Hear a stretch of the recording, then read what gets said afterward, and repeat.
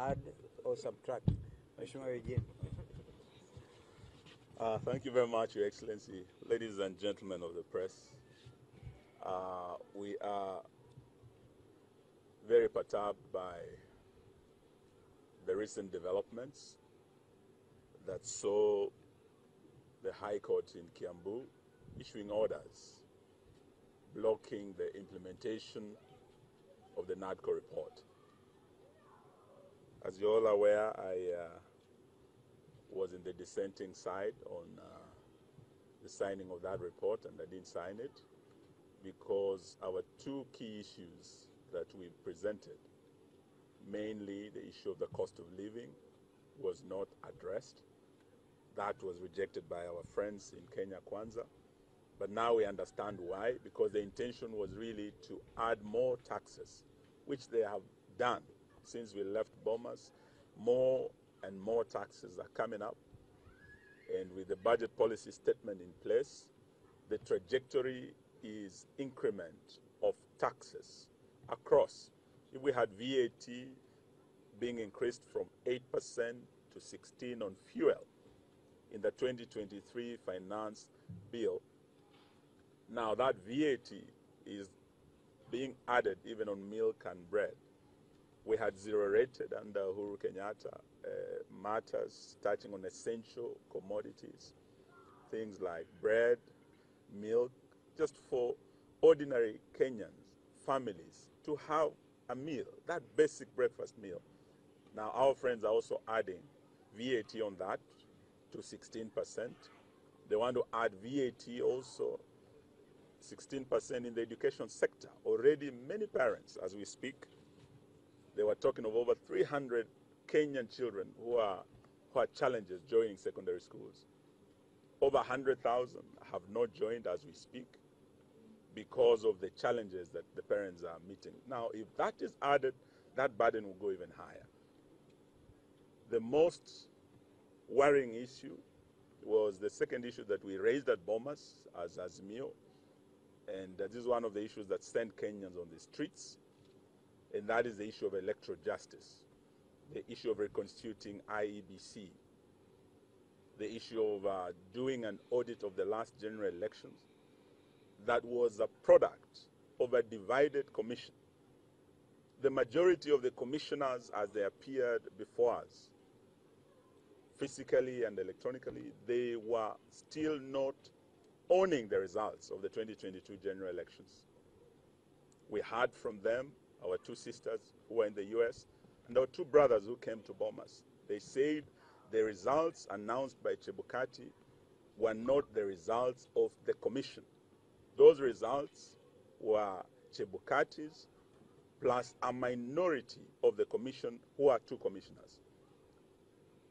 Though the Supreme Court made a decision on the matter,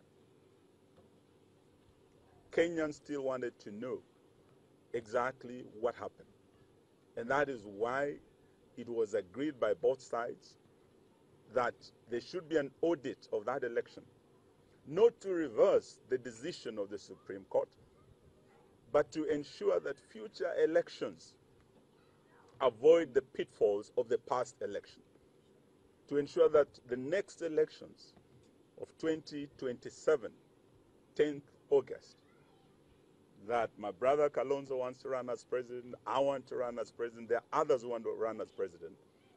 Those elections will be credible, they will be verifiable. Those concerns that have been raised need to be addressed, and an audit will be able to reveal those pitfalls so that before 2027 we have in place remedial measures to address the concerns of Kenyans. That is what was agreed. And I do recall when we went to Kitui, we went to mourn our friend's brother-in-law in Kitui. We were very clear then that for my colleagues, and I really respect the decision they made, who said that though Kenya Kwanza refused the issue of cost of living and want to add taxes, we'll deal with that issue later. It's the next phase of our struggle, as my brother has said, that will actually lead Kenyans back to the streets. But for the sake of the next general election, the sake of reconstituting IEBC, for the sake of ensuring that the issue of delineation of boundaries, that is time-bound in our constitution, is addressed, let us not throw out the baby with the bathwater. In Kitui, I recited a poem by Jonathan Kariara, "For Grass Will Grow." And this parent did say to God that, God, if you're going to take away my only child, then give me strength to dig his grave, for grass will grow. And we did say to William Ruto and his Kenya Kwanza team that if they were going to cross the red line and actually interfere with the bombers' talks, the product, in terms of tampering with the electoral justice issue, which was the main issue by Azimio, apart from the issue of cost of living that was rejected, then they must be prepared for the consequences. And we say, let the good Lord give us strength, for grass will grow. Now, what has happened, we want to state here from the coast that Dr. Stephen Kalonzo Musyoka and I have been in government. We are experienced ministers. He was our 10th vice president. We know how governments work. We know how the deep state works. We know how the system works. We can see the fingerprints of the deep state, of the system, on this legal roadblock that has been placed in the way of the implementation of the bombers' document. And we do know that already signs have become clear in Parliament. The way the Nadco report is being processed through the Justice and Legal Affairs Committee of the House, JLAC, we do know that there have been deliberate delaying tactics on the part of our Kenya Kwanza friends. We have some of our colleagues, like the senior counsel, Tienda Molo, who have been expressed their frustrations through what is happening in that committee. They have called meetings, their colleagues have skipped meetings so that they don't process that report. So the strategy is to delay implementation in Parliament, and the ultimate strategy now is to derail the implementation of the Nadco report through the courts. And we believe this is state-instigated litigation, state-sponsored litigation to derail this process. And we are saying today that as Azimio, we will not accept these tactics. I always believe that when our colleagues came to bomb us, they did not come with clean hands to the dialogue table. They came with dangerous cards hidden under the table. And I believe they have started playing those dangerous cards in Parliament through delay and in courts through derailment that is now happening. They did not have goodwill at the beginning of this process. In fact, they did not have goodwill during this process. And I must congratulate our team leader, Kalonzo Musyoka. He's a very patient man. He's a diplomat. And to South Sudan and across the world, he is a renowned diplomat. He was very patient for the sake of this country. But if those efforts are going to be thrown out through this nefarious scheme by the Kenya Kwanza government, then they better be prepared for the consequences. This is the clear message we want to give to Kenya Kwanza from this beautiful end of the world, just besides the Indian Ocean. The other issue we want to say is that the issue of corruption, endemic corruption and tribalism in this government is something that cannot go unchallenged. As we speak, Kenya has for the first time in recent days been added to the grey list of the world. The grey list is a shameful list of the most corrupt nations in the world. Those are the heavens of money laundering, the wash people. And indeed, Kenya has become a wash nation. Everything you look at now is fake, from the fake fertilizer. How do we trust these people? Someone who can pack donkey poop and put stones and add sand and call it fertilizer? Can you trust such a person? Can we trust these people who are calling themselves Kenya Kwanza? For us, we believe the rate at which we are going, this is Kenya Kwisha. Our country is going to the dogs. And we must call out Bwana Ruto, who has become like a Alibaba and his gang of 40 thieves, because they are stealing day and night from Kenyans.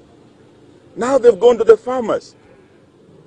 Kenya is an agrarian economy. We have over 80% earning a livelihood from agriculture.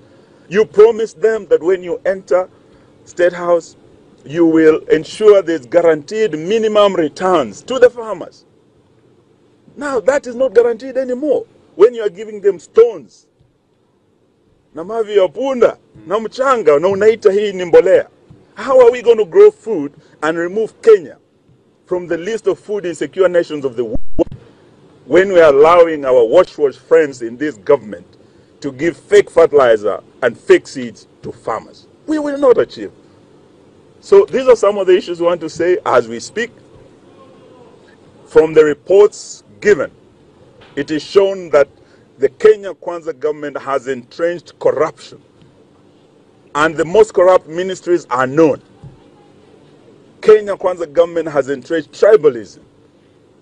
With that system of shareholding, we cannot have one or two shareholders wanajivunia kuwa wa Kenya and the rest wanavumilia kuwa wa Kenya. We cannot have this. From the public employment, right from cabinet to the PSs to the CSs, you can see the trend of shareholding where others are excluded and they are second-class citizens when they are main shareholders who are first-class citizens. Is this the Kenya we want? This is what we are saying, that even as Baba goes to Addis, and we wish him well, this Easter we want to call on our Christians as we celebrate Easter and the rising of Christ to pray for the champion of our democracy, Raila Amolo Odinga, the champion of devolution. Would like him to go and champion the unity of the African continent. The dream of Kwame Nkrumah of having the United States of Africa. We know Raila Odinga has what it takes. Let us pray for him so that he can go and achieve this. Not just for himself, not just for our team Azimio, but for Kenya and for East Africa. We wish him well, but we want to assure Kenyans that we will continue. Our team is intact. Stephen Kalonzo Musyoka, who was our team leader at Bombers, is here. Our colleagues across the country who are part of Azimio are with us. We will continue fighting until we ensure that we do away with this endemic corruption and tribalism in this government. I think we want to thank you for listening to us. Na vile vile, we take this opportunity to also ask our Muslim brothers and sisters kwa mwezi huu mtukufu wa Ramadhan, pia waombee mzee wetu, waombee amani hapa kule Gaza na duniani kote. We wish you a happy Easter na Ramadan Karim. Asante sana. Even any question? Pengine kabla ya hiyo swali nitaje tu kwamba sauti ya mama. Nataka mama mmoja ongea. In fact nilikuwa nikisema hata huyu mama huyu naweza kuongea